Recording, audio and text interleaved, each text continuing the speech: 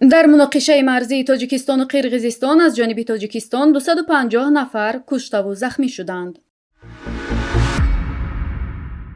بسیجی نظامی در روسیه دوام 2 هفته انجام خواهد یافت. در بیشکک برای حمایت از رسانه‌های مستقل و آزادی بیان راهپیمایی برگزار شد. نهایت وزارت کارهای خارجی تاجیکستان از تعداد زیادی کشته و زخمی شدگان در مناقشه مرزی یاد کرد. بنا به معلومات وزارت کارهای خارجی، در نتیجه مناقشه‌های مسلحانه اخیر مرزی بیش از 250 نفر تاجیکستانی کشته و زخمی شده است. 13 اکتبر سال 2022 وزارت کارهای خارجی تاجیکستان اطلاع داد که سیراج‌الدین مهریدین در نشست شورای وزیران خارجه کشورهای عضو اتحاد دولت‌های مستقل اتهامات جانب قرقیزستان را رد کرده، برعکس جانب قرقیزستان را به تجاوز نظامی قبلا تحریرریزی شده علیه تاجیکستان متهم کرده است. گفته شده است که در نتیجه مناقشه بیش از 50 نفر کشته شده، تقریباً 200 نفر مردم آسایشته زخمدار شدند. با وجود آنکه تا حال مقامات تاجیکستان و قرقیزستان آمار دقیقی را درباره تلفات جانی و مالی از هر دو جانب به مردم ارائه نکردند، ولی پیش از این فهرست‌های درباره افراد کشته شده رسانه‌ای شد که در آن نام 80 نفر کشته شدگان از جانب تاجیکستان ذکر شده بود.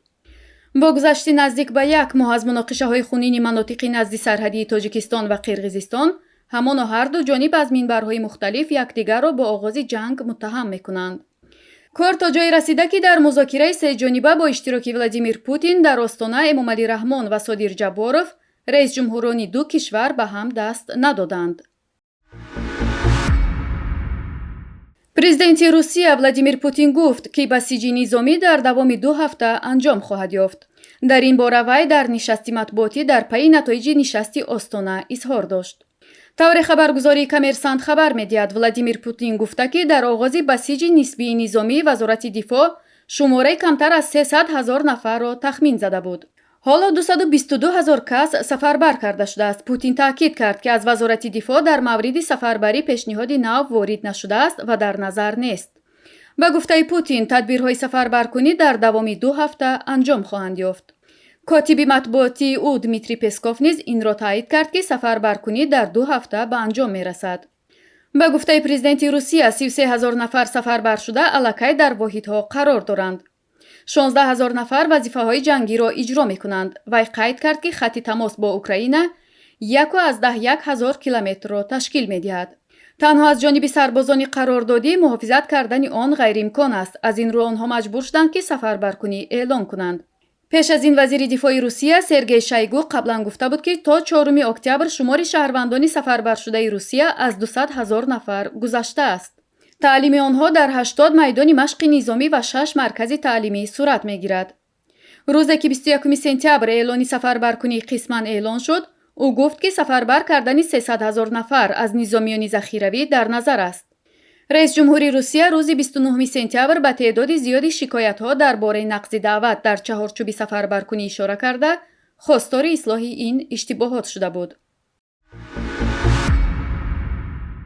در پایتخت قرقیزستان شهر بیشکک روز 14 اکتبر برای حمایت از رسانه‌های مستقل و آزادی بیان راهپیمایی برگزار شد.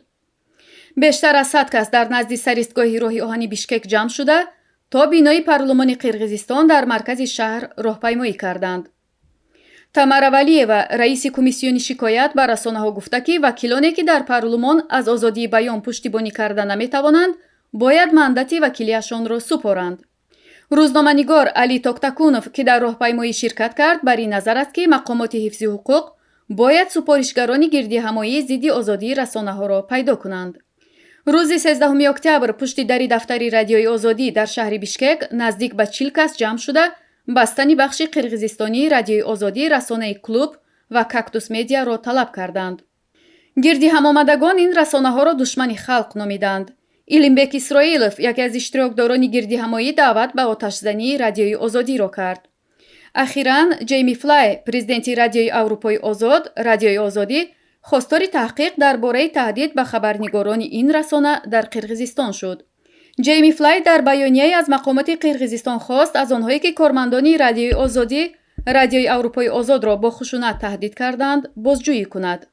дар ин баёнияи президенти радиои аврупои озод радиои озодӣ омадааст хабарнигорони радиои озодӣ аз ин таҳдидҳо нахоҳанд тарсид. ман аз мақомоти қирғизистон мехоҳам ки масъулини ин таҳдидҳои хушунатомез алайҳи кормандон ва дафтари моро мавриди бозрасӣ қарор диҳанд.